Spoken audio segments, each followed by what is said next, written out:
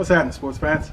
Welcome back to another episode of Mom and Papa Joe. Today we're doing two things. We're going to break down a pork butt into some awesome pork steaks, and then we're going to find out how effective a dry brine is. We're going to grill two of those pork steaks. Let's get started. Here's our pork butt, ladies and gentlemen, weighted at 9 pounds. I've already cleaned it up, put it in the freezer for a couple of 10-15 minutes just to firm it up a bit and make it easier to slice.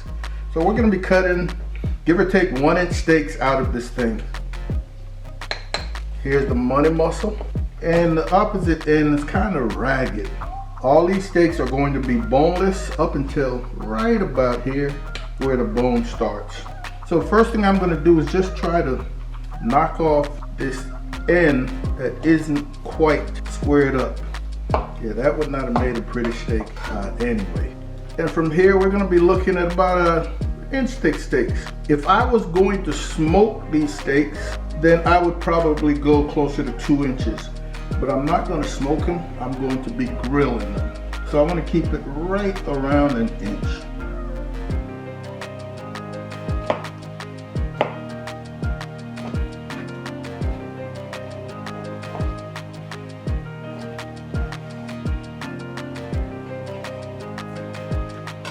Pretty soon yet.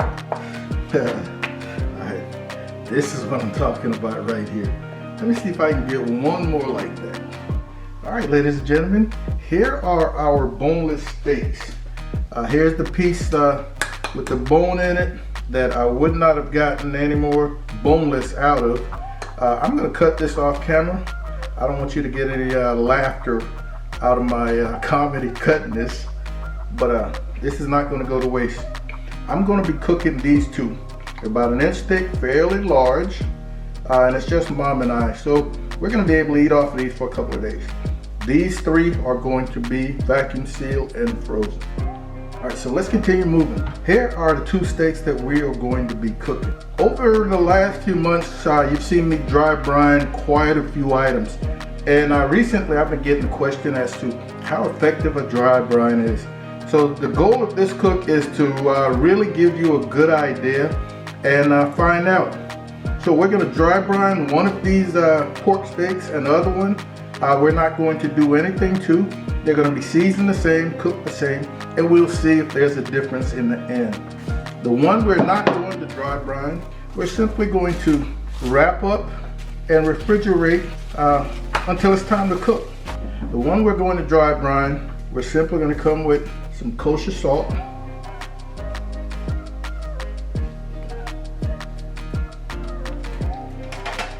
onto our wire rack, and we're going to place these two steaks in the fridge for at a minimum 4 hours. Overnight would be great for this one, but a minimum 4 hours. Well, we're back, ladies and gentlemen.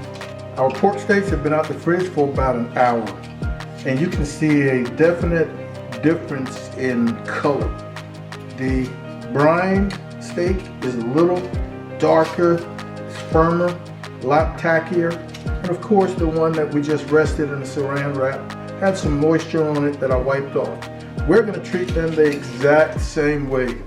Because the dry brine steak is so dry, we're definitely going to go with something of a binder, a little olive oil.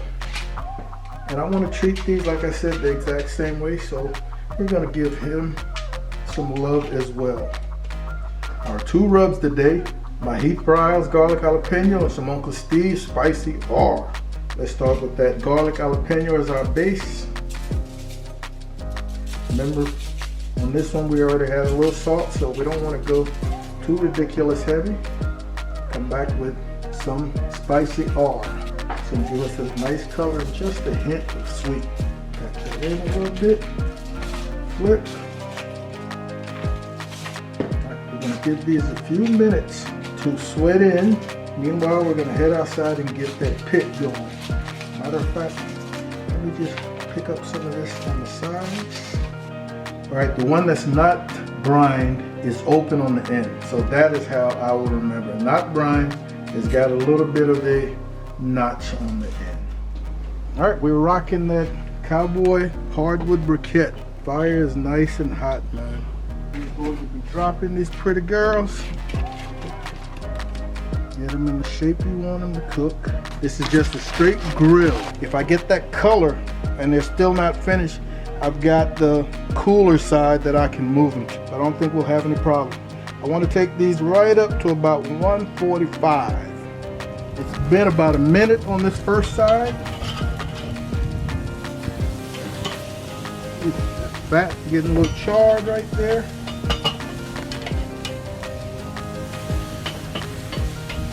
It's a pretty windy day. It's been another minute, so we are going to give these another flip. And now we're going to be working at 30-second intervals in terms of flipping. Oh, those are looking great. So every 30 seconds now.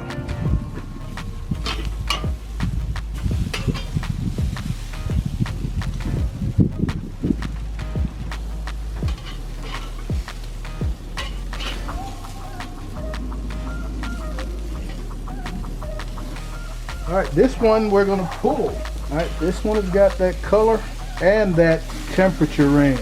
Over to the cool spot. We're gonna let this one rock just a little longer. I candied some carrots in the oven, and I'm just gonna get some nice char marks on them out here. All right, so here we are, folks. Now tell me that does not look good. Smells great. All right, so the one that was open was our no brine brine. Let's get to slicing and see what we look like. This is our no brine.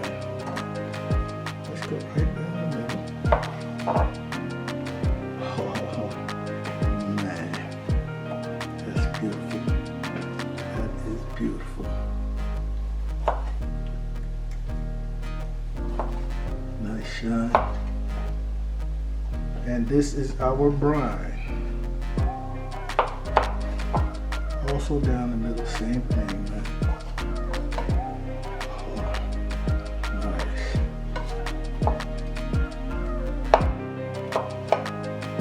Alright, let's try no brine first.